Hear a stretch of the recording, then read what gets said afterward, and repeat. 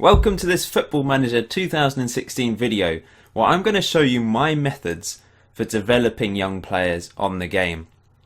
So it's not necessarily going to be the best method. Some of you may have ways to develop players that are better than mine. So you are welcome to comment in the comment section below and share the knowledge, share the wealth of your abilities at developing young players on Football Manager, and other people can take advice from those comments. But this is the way, or the ways, that I like to develop young players anyway. This video is not going to cover anything about trying to find the best regens and sign the best young players. It's all about, when you've got those players, trying to develop them to reach that potential. So the number one best method, in my opinion, all you need to do is open up the player profile and then go on the in-game editor and head over to potential ability. Only joking, guys, of course. Okay, this is going to be a serious video, honestly.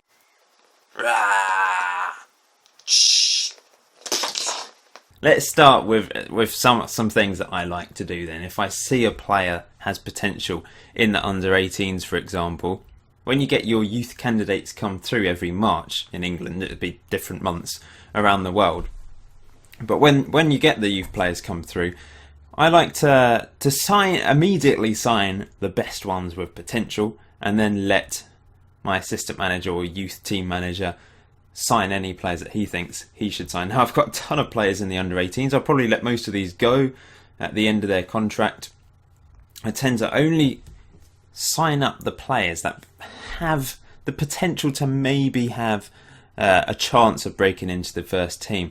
So for example, we're looking at Shane Bell here, young goalkeeper, 2.5 star, possibly 3.5 star potential.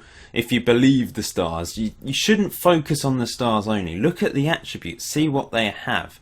Sometimes the star rating really can be very misleading. So make sure you look at the attributes, compare against what you have already. Have a look to see if there's anything there that is just terrible and won't be able to be developed, and there's just no chance of them being a decent player in the future.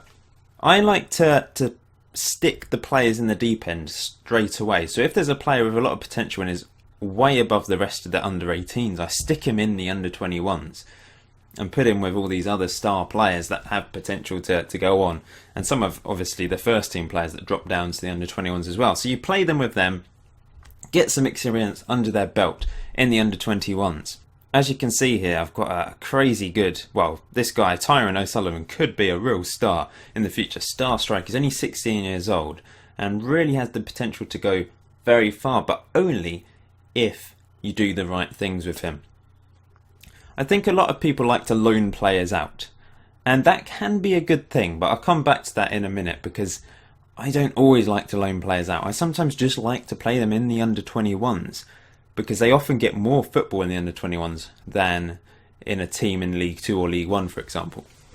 So first of all, you need to look at training. Make sure you're training them up in the position that they're best in, or perhaps train them up in a role that you think they could be good at. Look at their attributes. Go to the attributes here and have a look to see what they are best as. Are they best as a poacher? But also, perhaps they're good as a target man. He's got good heading. Maybe you want to make this guy into a really good target man in the future. Depends on your style of play. Your first team is critical. What formations you play, what tactics you play. Do you use a target man? And if so, perhaps train Tyrone O'Sullivan up as a target man. You need to focus on a role, an attribute that he's perhaps not so strong at, but is very important for the role he's playing in. Now, finishing wise, Tyrone O'Sullivan only had 10 to start with, but he's only 16. He can really develop that finishing attribute. That's something you can develop. Certain mental attributes you really can't develop. You can develop composure, which is very important as a striker, obviously. He's got 13 on that, which is very good, but finishing wise, not so good. So I'm trying to improve that as best as I possibly can. Other things will just develop naturally as he gets older, like physical attributes. He might even get taller and heavier, because he's only 16, remember. One of the most important things I think in Football Manager is to tutor players with a suitable tutor. You need to go to development here, click on tutoring. This player currently has already been trained by Mikel Antonio, which you may think is a strange move because he's a right winger primarily, but it's about their personality. That is the most important thing here. Personality, fairly sporting. If a personality does not match with their tutor, then it can go wrong and they don't really get on with them. I've already tutored this guy with one of my other strikers, and you can just mix and match the tutors as you go along, but make sure their personalities match, because or closely match. That's not really important, but if they really clash, then they won't make good tutors at all, and I suppose it could be detrimental. But tutoring really is important because they learn so much and you see their attributes improve. That's what I find anyway. There's a handy little tab here where you can look at how the attributes have improved over time. So that's really quite useful actually, so you can see individually if things are going up or down. Now I would say the most important thing, in a way, even more important than tutoring, is actually giving them a chance in the first team. Now, it is risky.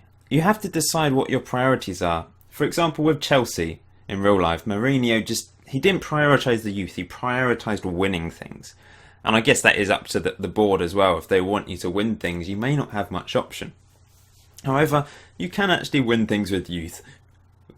For example, Alex Ferguson and Man United. And also, I've actually managed to win the FA Cup with playing a lot of youth on this save. I'm in the third season now with West Ham, but last season I finished 4th in the league and I won the FA Cup. And I was runners-up in the Capital One Cup as well. And I was playing the likes of Vashon Nerfil, a young left-back who, on paper, really wasn't good enough for the first team. He's got the potential to be a real star. Everything is going up at the moment. It's really great because of good training and tutoring and giving him a chance in the first team. He is improving as a player, and he's actually my backup left back to Ben Davies, because what's the point of having two really good left backs similar age when you could have your young left back as backup, comes into the first team, gets some game time, will make mistakes. You have to accept that young players will make mistakes. They won't be as consistent as some of the older players. But I think having young players as backup players is a great option if you want to have a long-term say where you do develop youth. If you're a team that has loads of money and you don't intend in improving your youth system and developing your young players, and you're just going to sign players every season, then I guess this isn't for you. But if you really want to focus on youth, you have to accept that you're not always going to win things. You're going to lose finals. You're going to not finish as high up the table every season as you may want to, or as the board may expect you to. But long term, you may develop a really good core group of players. And I've got a lot of great English defenders in particular here. Reece Burke is incredible. He played nearly every game last season. He's my main centre-back this season. Doesn't always have the best games in the world, but he's pretty consistent. And he had a great time at Bradford in the first season. In real life, he's had a great time at Bradford as well, really being tipped for the top in a way. So if you manage West Ham, try and develop Reece Burke, because he can be a star player. As you can see here, 7.09 average rating in the league. This season he's been very good as well. He is a top player, but irrelevant of who he is, I've given him a chance at centre-back, which is risky for centre-backs. Like, playing young centre-backs can be risky, but I played him alongside Ogbonna last season, or Winston Reid. I had lots of players: Tompkins, Reid, Ogbonna, Collins at one point as well, Donnell Henry as well, you may have heard of him. Lots of centre-backs at West Ham, but I wanted to give Reece Burke a chance and try and improve him. Reid was inconsistent, despite being an older player that should have helped develop Burke. It ended up being Burke and Ogbonna at centre-back in the end, and Ogbonna has tutored Burke. I think Reid did at one point as well. Tompkins has tutored Burke at some point as well, and he's really improving and could be a very good centre-back. He is a good centre-back at the moment. He's broken into the England team, hasn't got any caps yet, but did get into the England team. Got lots of under-21 caps under his belt. Same with Reece Oxford, lots of under-21 caps under his belt for England, because I've been playing him. Him and Burke are my preferred centre-back partnership for this third season. Last year it was Burke and Ogbonna, just trying to develop Burke, but this season I'm really focusing on Oxford and Burke. I want those two to be my main centre-back partnership going into the future. So giving players game time in the first team is very risky, but can pay off, and it's working well. I've also got another young English guy I signed from Norwich called Nick Bailey is 17 but has the potential to be possibly better than Burke and Oxford. And he's a backup. My 4 centre-backs, Ogbonna is the only older player. He's 29. The rest, Burke 21, Bailey, he's 18 now, and Oxford 18. It is risky, but it's paying off. I'm second in the table, as you can see here, which is crazy after 11 games.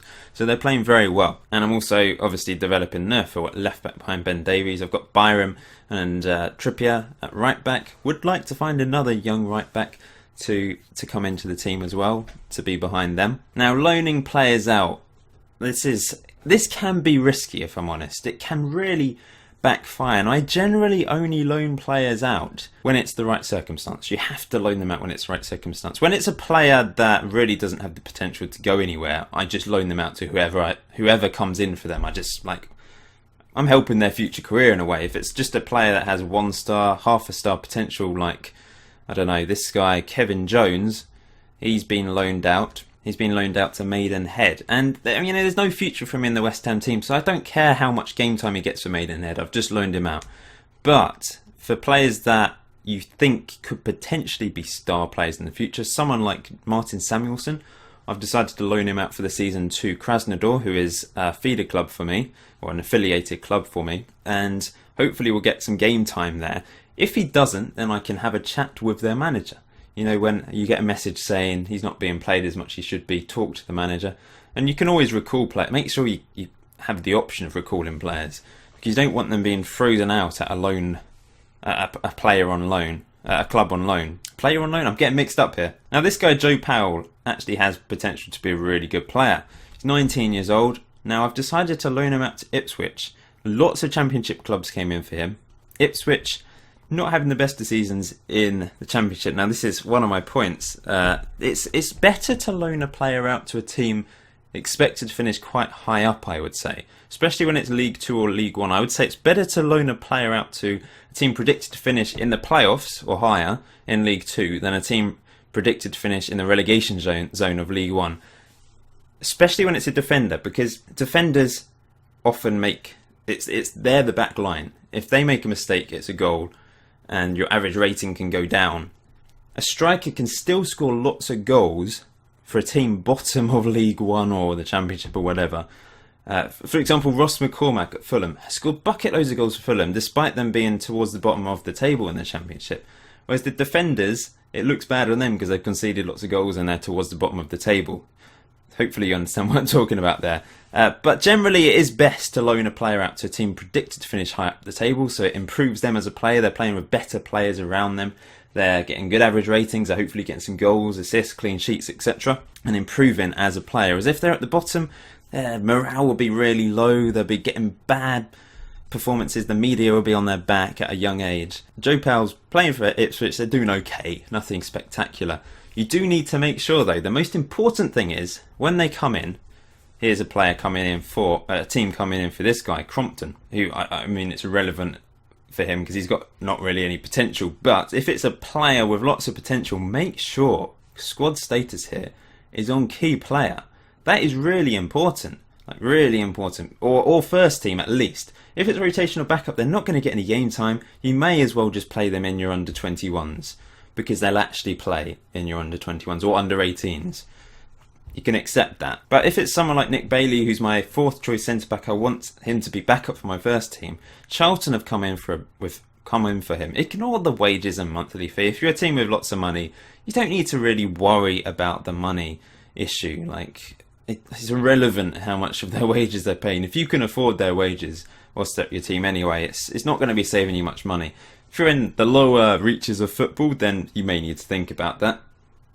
But they've only come in and offered rotation option. What is the point in that? He can be a rotation option at my team in the Premier League and improve by playing alongside better players, playing against better opposition. And he's going to be playing in the under 21s every game, for me anyway. So he's going to get less game time at Charlton. He'll be in the Charlton under 21s compared to my under 21s. So what's the point in that? Reject that. So make sure they're first team or key player. I would say that is the most important thing for loans. I've often found loaning players out just doesn't work. They just don't improve.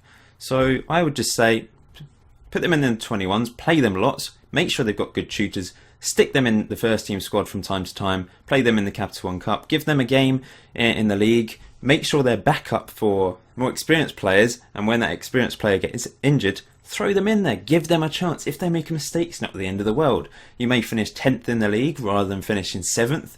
Does that make much difference?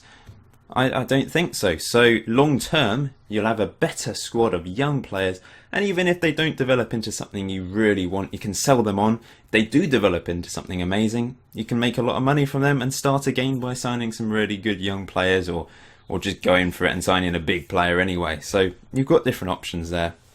But that is the best way, or my methods, for developing young players. If you've got any more methods, stick them in the comment section below. If this is helpful, useful, interesting, hit the like button. And yeah, just for those of you interested in me and my saves, this West Ham save that I'm doing is just a Twitter save. I'm just updating on Twitter rather than YouTube. It's actually practice for Football Manager 2017, where I am planning on doing a West Ham save. It's the team I support. We're moving to the Olympic Stadium. Exciting new times. And this is a bit of a practice really for that. And I'm actually pretty addicted to this save, which is good in a way. I'm really enjoying the save and it's going very well. So thanks for watching, and I will see you very soon.